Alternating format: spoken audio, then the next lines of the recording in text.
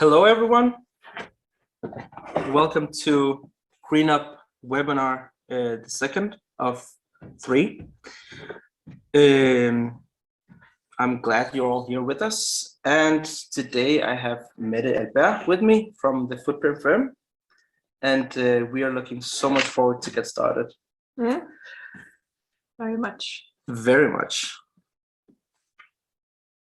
I am Sia Amini, and I'm the lead scout of FutureBox. And my responsibility is getting the most ambitious and best startups to our programs and incubation here at FutureBox. And the agenda for today is the whole days, or the hour we have, is built into 2 parts. And the first part is going to be about the Footprint firm and how they are supporting our startups. And Mette will take that part and talk you through it. We will have a Q&A at the end of that session, but please, they can come in with questions ongoing. Yeah, great. And the second part is a small introduction to FutureBox, but also the GreenUP Accelerator and the process and the application selection process. Perfect. And then, of course, a Q&A at the end as well. Then I'll just get starting. So I'm going to start with a short introduction of me, of course, and then the Footprint firm where I'm working. And I'm going to give a brief introduction to the 2 modules that we've been part of as part of the Accelerator program, and just what have we touched upon, why we're doing it, what you get out of it, and so forth. So just very briefly, my name is Mette, and I work as a senior consultant at the Footprint firm. I've been there for just over a year and a half. As you can see, I've done lots of different things in the past. So I grew up in the UK, where I also did my bachelor's and studied economics. Then I went to Barcelona and studied economics and finance. And then I had a couple of years just figuring out what I wanted to do, basically. So I was in the UN system for 6 months. I was at Nordea, working with corporate finance. And then I joined Ampel, where I worked with sustainability, but it was more the very engineering focused. We were kind of translating engineering into the commercial aspect and so forth. And then I just wanted to try to work a bit more focused on commercializing sustainability and also working with startups, which was why I joined the Footprint firm, which is, of course, here what I'm here to introduce and what's going to be the main focus today. So the Footprint firm is an advisory and investment firm where we have 2 arms. So one of the arms is the advisory arm, where we advise established companies and public institutions and also investors, so typically private equity firms and so forth, in helping them on their sustainability journeys. And we do, it's more the classical consulting, so to say, so advising them on their strategies, on how to work with sustainability in operations. And then all the money that we earn from the advisory, we invest in sustainability startups or green startups. And then we also work with them in order to get them to grow and so forth. And I think that's quite a unique business model. At least I haven't seen it before. So we kind of take in the experience and so forth from the established companies and help also implement that in the startups. And at the same time, we also take the ambition and the new ideas and so forth from the startups and try and implement that in the big company. So I think there's a mutual benefit in having this setup. It's quite unique, and then also that's where we get a lot of the experiences that we can use here in the Accelerator. So as I mentioned, I joined just over a year and a half ago, and I was number 9, and now we're already 28.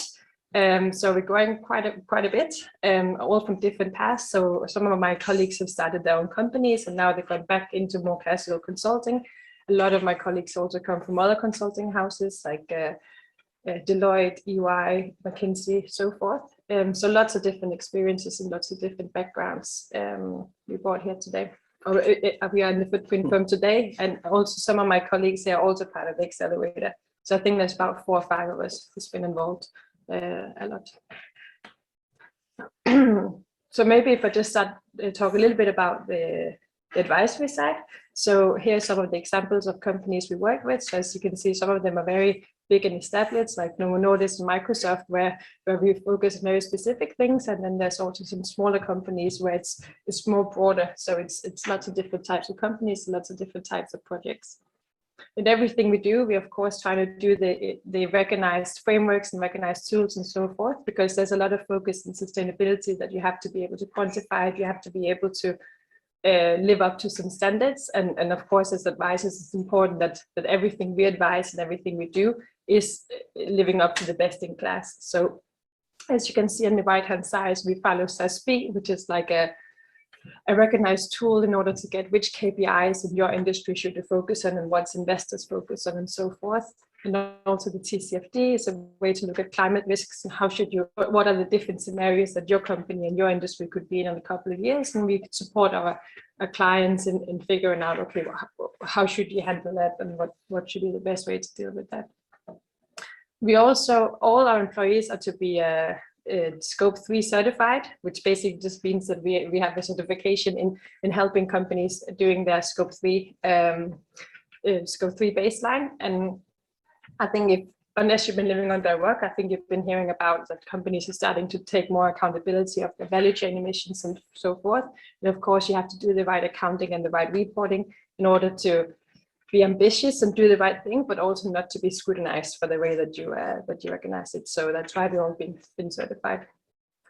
And we're also in the process of being B Corp certified, which, if some of you guys don't know, it's a certification that also proves that the way your business works is also sustainable towards your employees, your customers, your other stakeholders, the environment, and so forth. So it's a tool that we use also to, as a startup, make sure we have all the right policies and that we're all the way around sustainable towards everything and everyone we work with. So we're super excited to hopefully soon be B Corp certified. So yeah, as I mentioned before, there's lots of different types of projects that we do. Here's just a couple of the examples. So typically when we start working with a client, we start working with insights. So trying to get them to understand, okay, what is our sustainability impact? What is our climate impact? What's our environmental impact? What's our social impact, and so forth. And this can, for example, be in the form of a CO2 baseline, as I mentioned before, but it can also be more broadly figuring out, okay, which sustainability topics are the most relevant for us and where is our impact. And it's not necessarily CO2, although that's sexy to talk about and what's been a lot of focus. It's also more broadly than that. Then it's about quantifying your impact, because we're strong believers that you have to be able to quantify your actions and how you're reducing and so forth. Of course, both to figure out where the big impacts are, but also to know that you're doing the right thing and are being ambitious and so forth. So setting ambitious target, figuring out how to get there, and then also making a more broader sustainability strategies. So for example, it's a way that you sell your product that could be greener. Some of our clients, we work with implementing products as a service. So instead of selling products, you lease them out, because then you can get them back and extend the lifetime and so forth, which is quite a small thing actually, but it can have a really big impact on the environmentally, because you of course have to produce less. And then finally, we work a lot with implementing changes. So, so sometimes we do a very intense project, maybe a month or two, and then we work with them on a retainer, so a couple of hours a week, just to follow up and make them and support them and provide sparring and so forth, just to make sure that they are implementing the right things. So the clients we work with are in all different stages. So some, and I have lots of different types of ambitions. So some of the clients we work with, they just want to be compliant. There's a lot of new regulations coming and they just want to be compliant. Of course, as advisors, we try to push them to be more ambitious. And that's basically what this staircase is, kind of how we talk to our clients is, okay, you maybe right now in the way you're working, you're just compliant. If you want to minimize business risk, you should do these things. And then you can also go on to actually find opportunities and use sustainability as a business lever. You can also reshape what your company is about and also maybe what the industry is about. And how we see this at the footprint firm is it's not just a staircase, but it's an escalator. So what's a business opportunity today? Maybe next year that's just a compliance. And if it's just a compliance, you might as well get started with it already. But it's, yeah, I mean, I think it's not rocket science, but I think actually it's a good conversation starter. It's a good way to get also we work a lot with the C-level, so the CEO, CFOs, and so forth. And it's a good way to get them on board and actually, get them to become more ambitious. Sorry. Yeah, no problem. Oops, there you go. Then, as I mentioned before, we have the advisory side and we also have the investment side. And of course, I think the investment side is maybe what's a little bit more relevant as part of this accelerator program. But at the footprint firm as investors, all the companies we work with kind of live up to a couple of different types of criteria and focus areas. So first of all, they have to be sustainable. And while we work with lots of different types of sustainability, environmental sustainability and especially climate is what's been our key focus so far. And that might change going forward, but at least that's where our specialty and expertise is. So that's also where we think we can help companies the most. So far, the startups that we have been a lot in the food, so upcycling different types of foods, waste streams and so forth. Also construction, so using materials more smartly and so forth, and different types of technologies, also software and so forth. But it's not that we have a strict requirement, it's just that's what's just happened to be the focus so far. At the moment, our focus is also in Denmark, and that's because we go in as active investors and work closely with our startups, and it's just easier to live close together, and you can see each other more. And sometimes you go to stay like at the office, or they come to our office and so forth. But it's not a strict requirement per se. And also some of the startups we have now start venturing out of Denmark, so actually they see that their biggest opportunity is maybe in other parts of Europe. And of course, if that's where your business is, then that's where you should be. What's super important to us is also that the founding team is genuine in the care, because we're going to put a lot of energy and we're going to put the money that actually all of us collectively earn. So we also want to believe that the founding team genuinely cares about what they do and have the same passion about making a change and working with climate change and so forth as we do. So it's not something, you have 4 tick marks and you can say that's it, but we put a lot of emphasis on getting to know the founding team and how they work and so forth, which we also make the investment teams collectively. So it's important for all of us that there's someone we can see eye to eye with. Then there's the business model. We invest fairly early, but we also want our startups to have a minimum viable product. So it has to be more than an idea. You have to prove that it actually can work.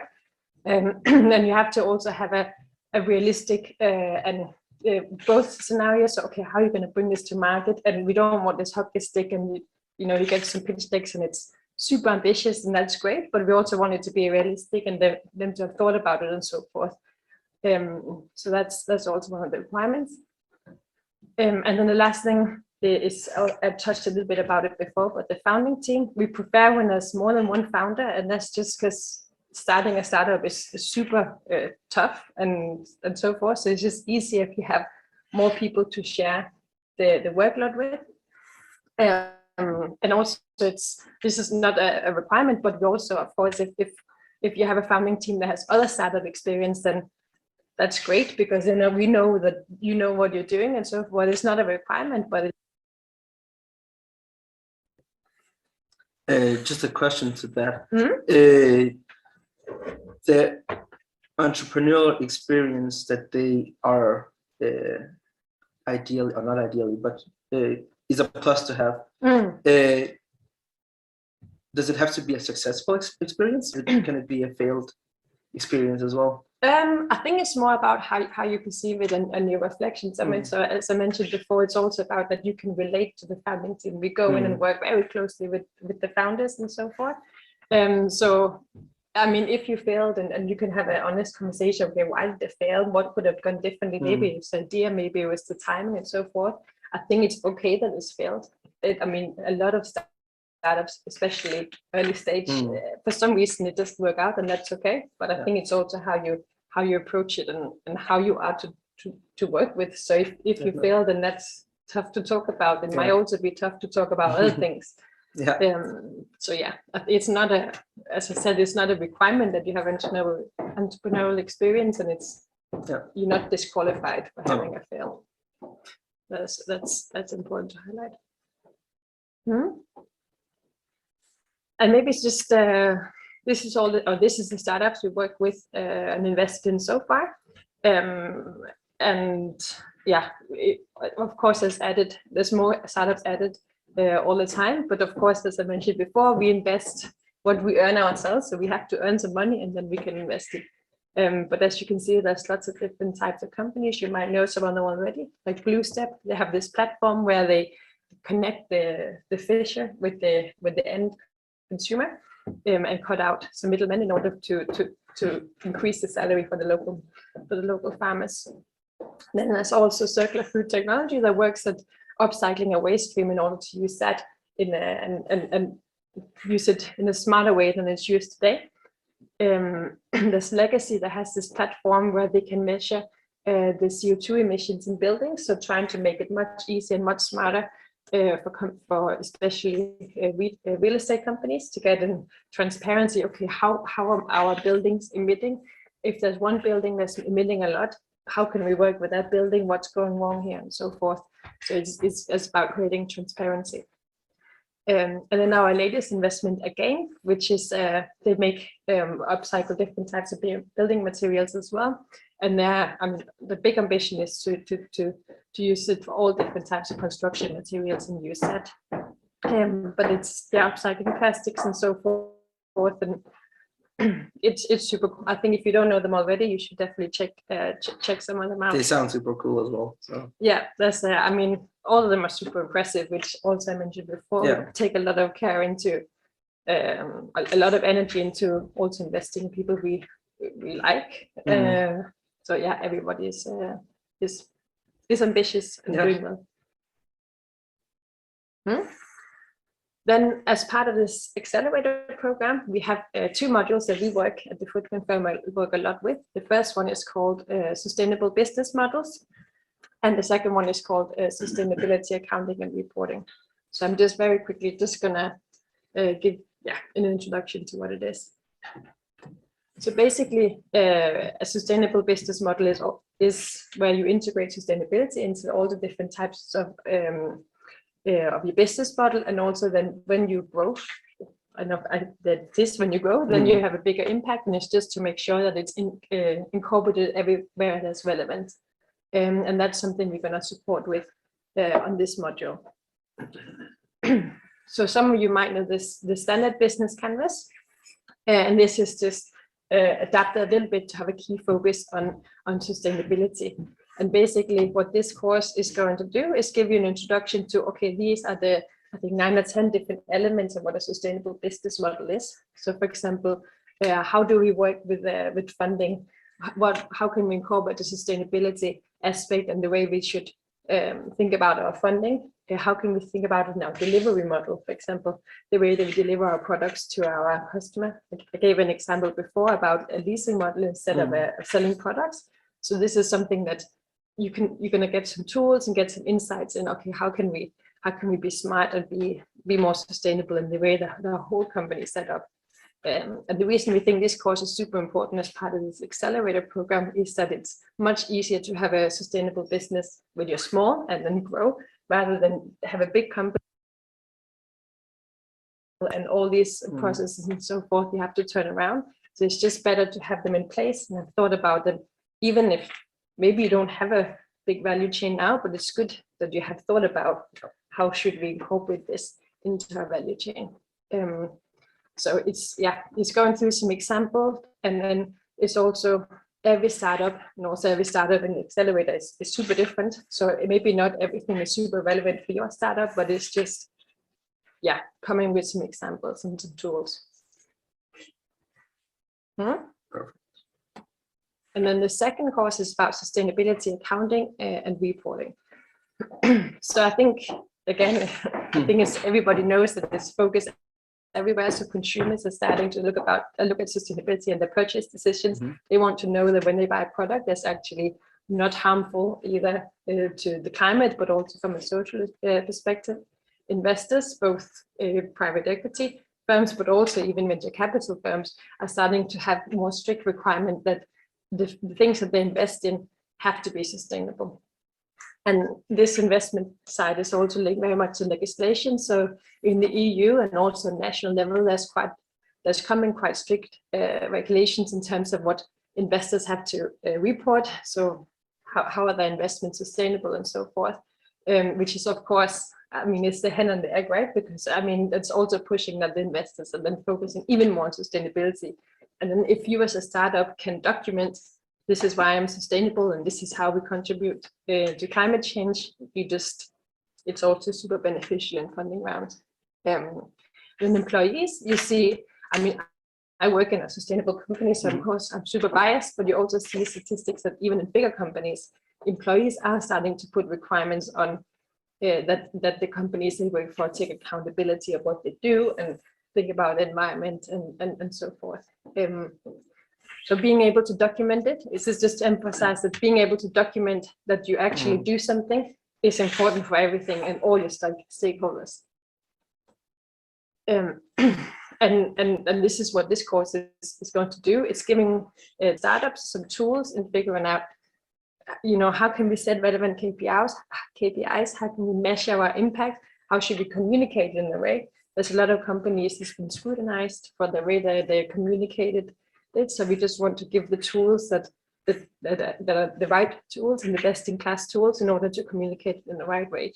And this is just, this is just to emphasize that. And I guess that there are different KPIs for different startups in the modules.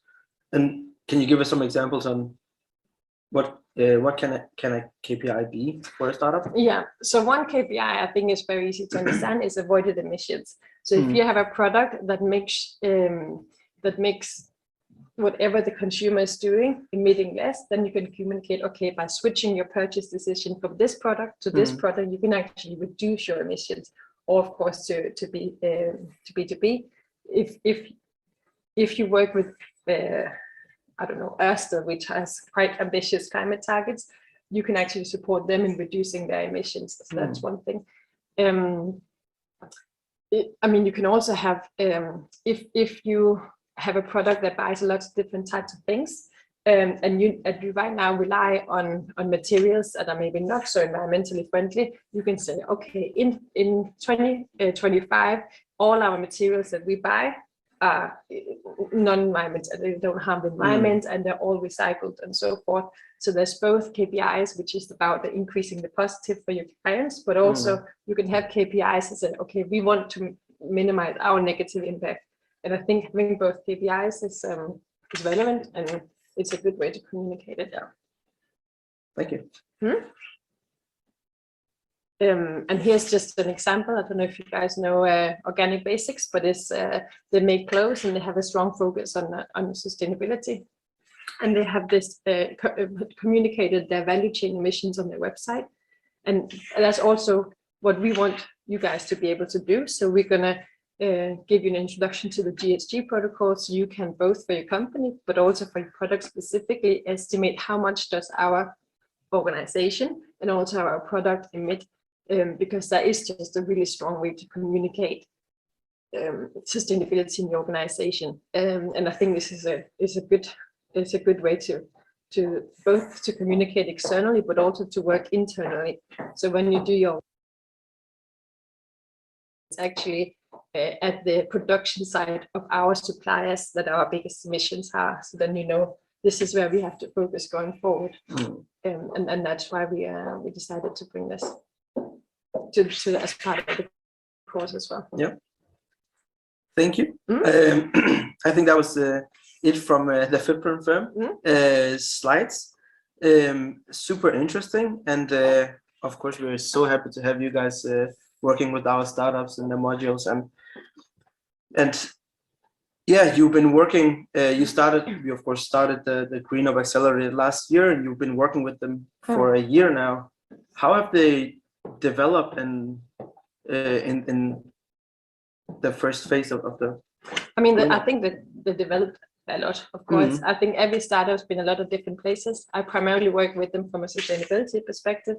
And some of the startups that when they joined the Accelerator, they already had an LCA, user lifetime emissions. Okay. And when we had the first meeting, they said, okay, we have these 3 challenges that we want to work with, while other startups had no idea. But I think even despite these differences, I mean, they developed a lot in, especially from my perspective, this sustainability aspect. How can we communicate in the right way? How can we be concrete in communicating our impacts and so forth? So I think it's really good to see. Yeah, and they developed a lot. So how has it been working with them?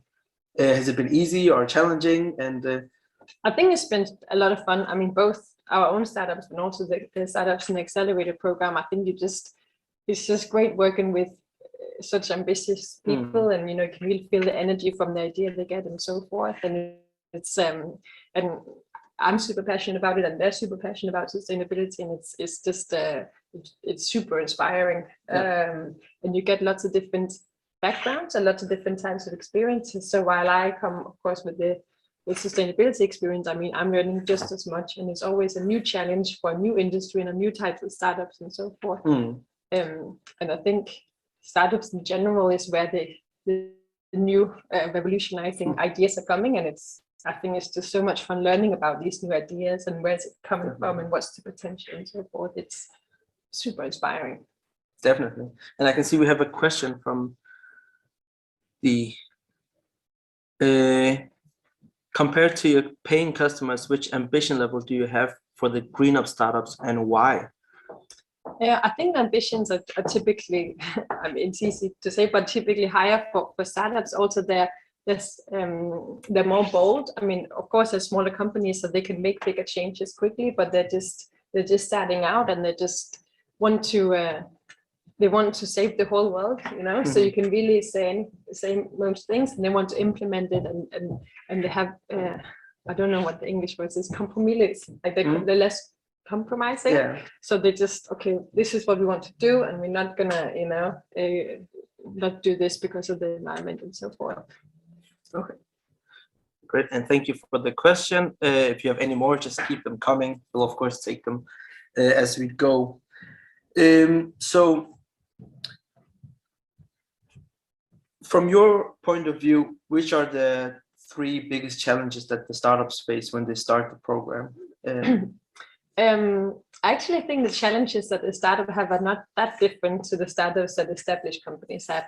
So I think one thing is being concrete and specific and relevant in how you communicate and how you work with sustainability. So as you also mentioned before, every industry is different. So we're figuring out, okay, what is it actually that's the most relevant for us, and what are the relevant KPIs that we should communicate it that makes our customers and our business partners and so forth understand.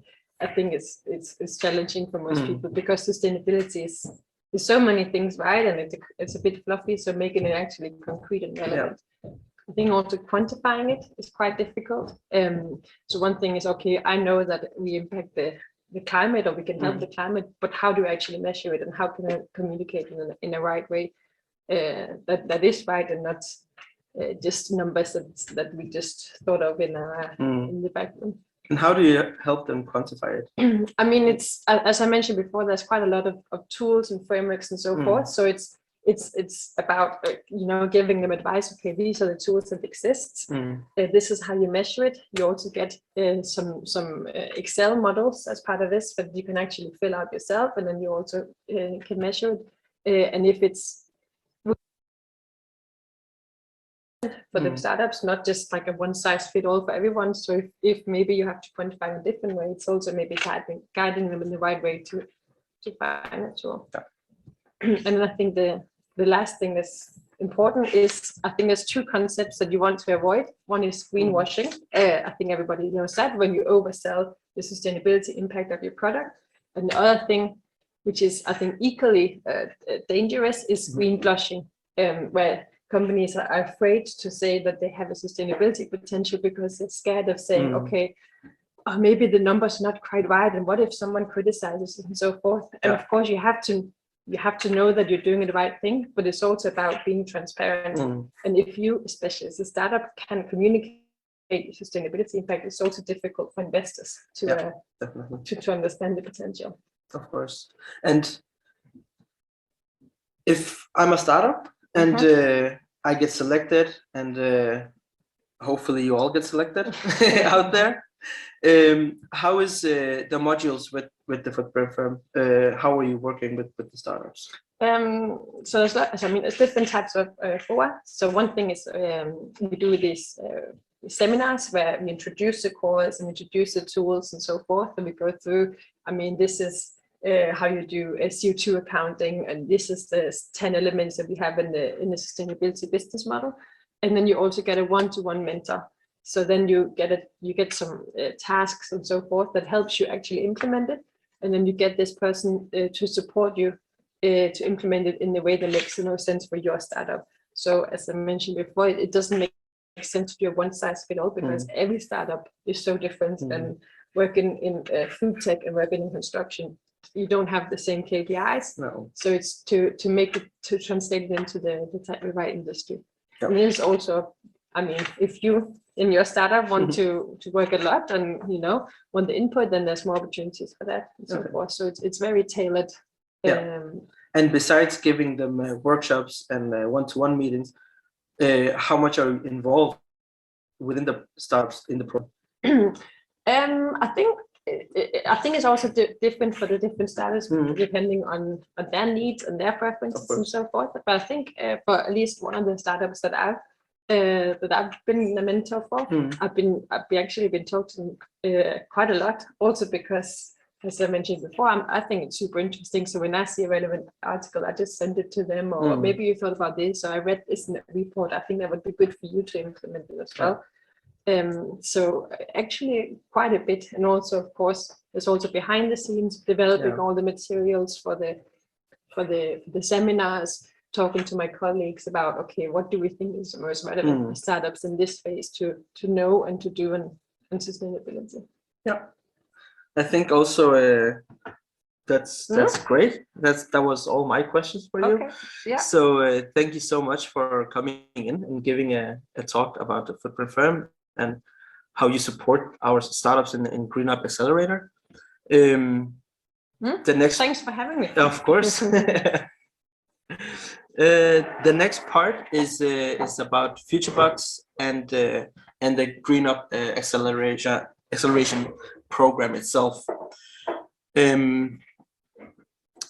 FutureBucks is a startup deep tech incubator and accelerator. We are a part of DTU Science Park, which is a commercial science park with more than 300 high-tech companies, larger corporation and small medium as well. And then FutureBucks is focusing on startups, so early stage. We are part of DTU, but we are its own entity. So that's how it is. And FutureBucks is, as I said, a deep tech acceleration and incubator. And we have a co-working space, we have workshops, we have prototyping labs. We are providing all the startups with business development and consultants, external mentors and tech partners. And of course, we are so deep into the startup ecosystem that we also have investor network groups. We are in close collaboration with DTU researchers, so we can help provide the right context for the startups if needed. And of course, we have different acceleration programs. One challenge that ended just a few weeks ago, and the 2021 winners was SimpleWire, and that's it. This acceleration program is for hardware startups. We also have the Deep Tech Alliance, which is a European international alliance. where we are working with university-related deep tech incubators, accelerators, and corporates in Europe, where we try to matchmake startups and corporations. And of course, we have the GreenUP Accelerator, which is the whole focus of today. Looking back 20 months from now, which is the length of the program, you will have gained a substantial learning as how to run your business, and not just as a startup, but you also go through the phases of gear up and scale up and know exactly what to do when you have to go internationally. You will have secured an initial funding of 1 million Danish kroner in funding, and you will also secure a Series A funding from our partners. As I said before, the program is divided into 3 phases: the startup, gear up, and scale up. So you will, of course, be learning about a structured and strategic go-to-market experience and international sales as well. And as Mette also told you before, there will be a lot of workshops, one-to-one meetings with our consultants and professional partners. And I'll come back to who our partners is a little bit later. We have a large network of like-minded startups as well. So the environment here is buzzing with energy, and it's great asking other startups for help, and no one is shy to help out and give a helping hand. And of course, you will have learned how to manage the CO2 agenda for your startup and the impact that you'll have with the footprint firm. What we are looking for is climate tech startups that want to go from being a startup to a scale up. We are looking for startups that have minimum of 2 full-time employees. They have a proof of tech in the stage, and they know that their go-to-market strategy and plan is around 12 to 18 months. The technology is novel, so it is maybe patentable, and if not, maybe hard to replicate. And yeah, potentially to make a breakthrough in climate change through technology, of course. And the focus area that we have in this accelerator program is within industry and buildings, transportation, food and agriculture, and also energy. The scope of the whole program is we have more than 100 applicants for the program, and 30 of them will be selected to come to a boot camp, and 15 will be selected to participate in the program. I will come back to the process a little later.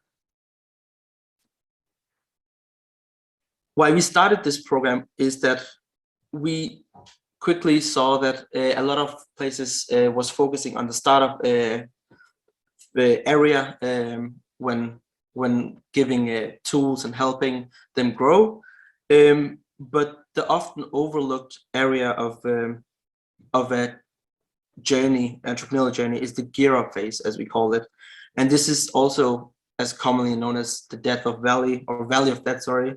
And actually this is the transition, because startups don't know how to go from startup to scale up. A lot of the startups will fail and die. So we combine all these 3 phases, and of course giving you knowledge, tools to overcome the transition challenges that there will be. This is how the program is divided. So the first phase is the startup phase, and we say that pivoting is key here. You will be able to test and pivot and make fast decisions, and this is all about product market fit. Gear up phase, this is about structuring and scaling up to a stage, and learning a completely new skill sets. This is about corporate agenda, how it is your organization is with people and the culture within. and also setting international sales strategy so you're ready for the scale-up phase, which is our final stage. And this is where you scale up, go to 1 to 2 international markets, and execute on all the plans that you've developed. The process of the 20 months is divided like this. So from 28th of March to 7th of April, we will have a boot camp of 30 selected startup. And the boot camp will end with 2 days of pitching for in front of an external jury. And that jury will then decide who of the 30 startups, 15 of the 30 startups will go through the program, which starts the 2nd of May. And as you can see, for the first phase, the startup phase, it goes from 4 months, and then you have 2 work months, as we call it. And that's how it started, how it's built up in every phase. So you have a workshop, one-to-one mentoring for 4 months, and then you have some work months where you actually go out and implement and work with your startups.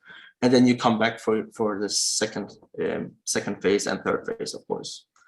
And as we go, a lot of not a lot, but some of the startups will fall out of the program because they're not ready to scale up, or some other hurdle that they can't overcome at that point of time. So how we run the program is that we run it through different disciplines and modules. And the very first phase, we have 12 disciplines run by experts, such as the footprint firm. We have an intensive onboarding week where you are given an introduction to these disciplines, and also have an intro to the one-on-ones that you will going to have. Of course, you will have free access to FutureBox if you get selected. You will have office spaces here for the entire length of the program, and you will also be given mentors that is handpicked for you. So we have at the moment 125 certified business mentors that have been through the MIT certified mentor program. And every startup will be giving 3 mentors that is handpicked to match the needs that you are currently in. This is some of our partners in GreenUP.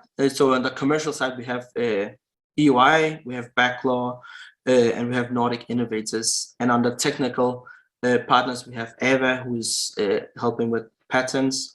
We have Capacitate, who is engineering consultants. And on the climate side, we have Footprint firm, of course, with some other partners. This is a little bit about the disciplines that you will go through in each of the 3 phases. So the very first phase, the startup phase, is, as I said, divided into 12 disciplines. And here you will go through legal and accounting. You will go through the problem that you're actually trying to save or solve. You will go through patenting. You will go through your business model and supply chain, and really go to the core of your business. The gear up is a little bit on the corporate agenda side. You will be focusing on leadership, on culture. You will be making a strategy for your product, and you will also making a plan on how to go to market and how to make your sales strategy. The very last phase is focusing on growth. This is where the startups will start executing on their go-to-market strategies and going to be ready for a Series A funding, having international sales outside of Denmark. This model is to show you how your business and startup is going to grow with the program. So it starts out as the entry criteria, which is 2 full-time employees. And this is within the startup phase. And as you go along and you enter the scale-up phase, you will be approximately around 10 full-time employees within your startup. So you will be escalating and scaling up very fast. The selection process from 100 plus applicants to the 15 participants look like something like this. We are now in dialogue and in screening with more than 250 startups. And the application date is 28th of February. We then select 50 startups who will be given to an external jury, and the jury decides on 30 startups to participate in the bootcamp. As I said, the bootcamp will be from the 25th of March to 4th of April. And then the pitching days will be the 6th and 7th of April, sorry. After that, there's 2 weeks of due diligence for the people who say yes to the 1 million to funding that we provide. And of course, the week after the 2nd of May, the program starts.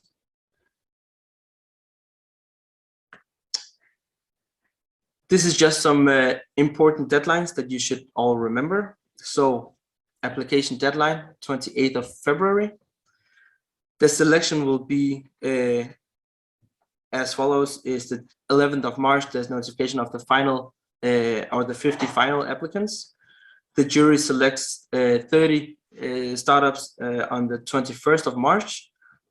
And yeah, the bootcamp and final pitch is, as I said before, from 24th of March to 7th of April. GreenUP starts again the 2nd of May. So if you want to join, remember the application deadline, 28th of February, which is not long from now. And now I want to welcome Program Manager of GreenUP, Christian Marcus. Highly talented, has tons of experience within the tech and climate world. And I'm just gonna go with some of the questions that I know startups have who's been with me. Of course, let me just come back to that later. So, Christian, thank you for joining. Thank you for a good webinar. You're welcome.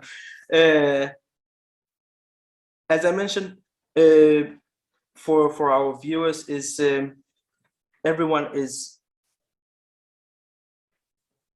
right. Everyone is can or has an offer for 1 million krona in funding, initial funding. Yeah. Can you tell us a little bit about why it's an offer and why they shouldn't how it's built up? Of course.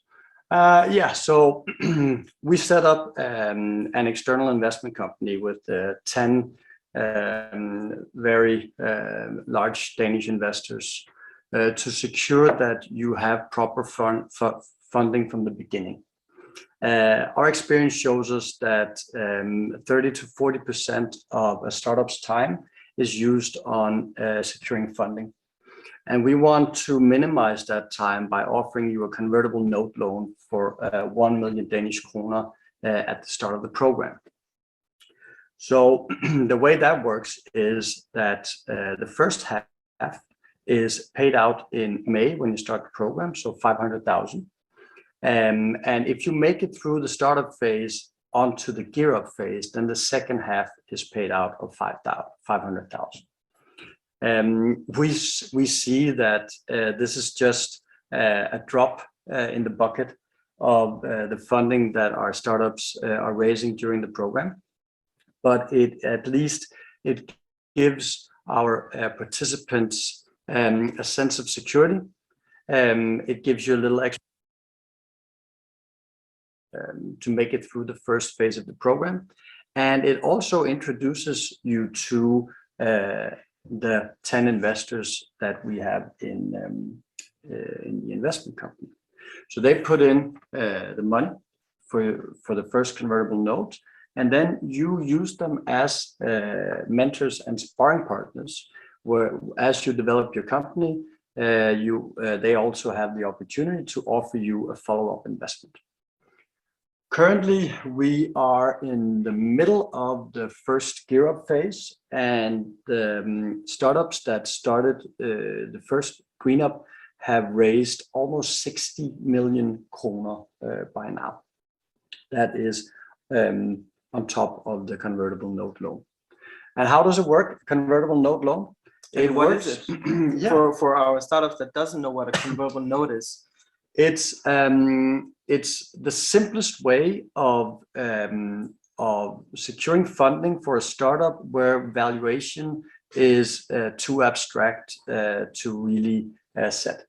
So is your company worth 5 million kroner? Is it 20 million? Is it 50 million kroner? It may be very hard in the startup phase to really pinpoint a realistic valuation. So instead of spending months and months on discussing how much your company is worth, you are offered a loan that then converts into equity the next time you raise money. Thus, safe note or convertible note loan, or in Danish, konvertibelt gældsbrev.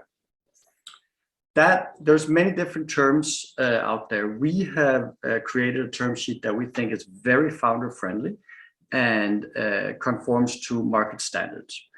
And the terms are shortly. It has a lifetime of 48 months. There's a 5% interest. There's no cap, and there's a 25% discount.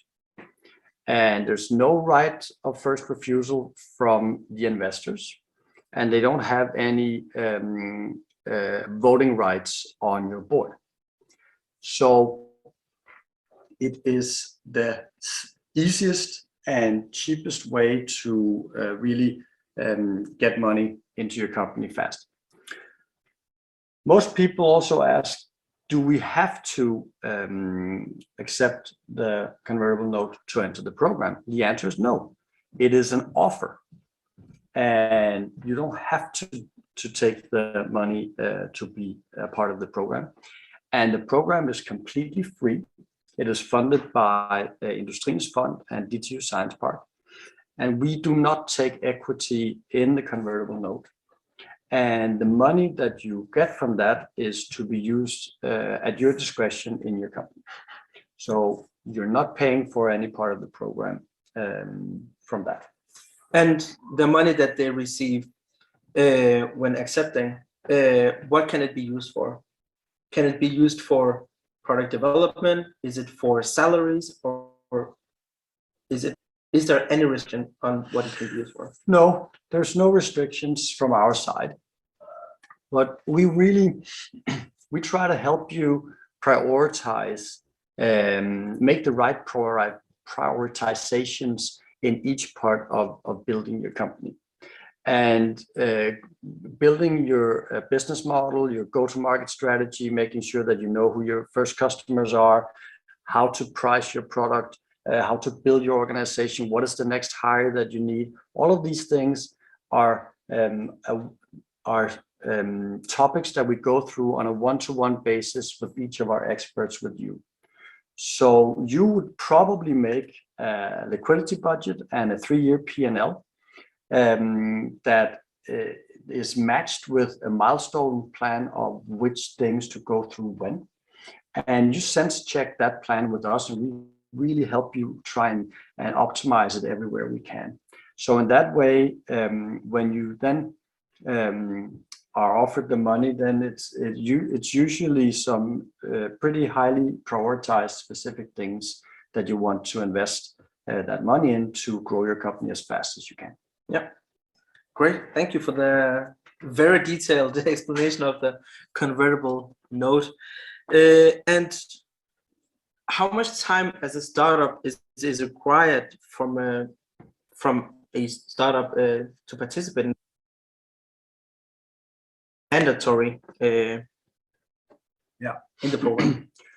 The 3 phases of the program are varies from very intense in the startup phase with a lot of content and a lot of focus on your business to gear up phase where you are increasingly busy with building a company, hiring people, selling to customers.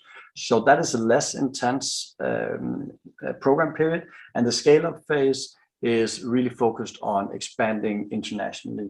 So we don't have any mandatory program topics for you to join. It's consultants. It is not a virtual accelerator program. We recommend you to be here almost every day if possible. But at least it's mandatory to be here on Thursdays where we have our workshops. We have a lot of extra face-to-face one-on-one meetings, and it could be investors that are coming by, inspiration talks, social gatherings, all the things that really give that extra value to the program, and that's on Thursdays. The boot camp that some of you will be invited to it runs over 7 days, but it's not a full 7-day boot camp for you guys. There's 1 full day of climate impact forecast workshops. There is 1 full day of assessment meetings where you will meet me. You'll get pitch feedback and training. You will meet a team expert that helps you understand your team better and helps us understand it. And there will also be a sit down with some of the investors in the group. So that is 2 full days over the 7-day period. And then at the end, you will pitch to a jury. And that is a 5-minute pitch with a 10-minute Q&A. And we will do the voting. And after the 2 days, we know which 15 have made it through the program. And you will receive a phone call from me the next day. Great. And is it only the jury that selects the startups, or how does it work? The first part is an internal selection. So we have 3 different business developers here in FutureBox and a tech expert, and we also utilize professors from the DTU institutes to understand some of the applications that we receive are so highly technical that none of us have the competencies to say if it works or not. So we use experts to help us with that. When we get to 50, there's a jury of investors and sustainability experts that will help us then narrow that down to 30. And the pitch jury is a combination of FutureBox investors and sustainability experts that will then make a choice on who are the 15 that makes into the program. Great. And this is a quick yes/no question. Yes. Do they get office space for the whole 20 months of the program? Yes. And for how many people? This is not a yes/no question. Yeah, so we have a limited amount of space, but we send out an application form when we know the 15, where you can request a number of spaces between 1 and 3, sometimes 4, and depending on your request, we will make a compromise where everyone has at least 1 to 2 spaces, and some of you may be able to have 4. Great. That's all from our side. If you have any questions, I don't know if there's any right now. No. I'm just gonna share this quickly. There we go. Thank you again for joining this webinar. My name is Siad, and you can always contact me on either my mail or by giving me a call. And we will have a talk about how this program is a fit for you. And if you just want to chat, that's also fine. Give me a call. All right. Thank you so much and have a great day out there. Yeah, thanks all for participating. Yes. Bye.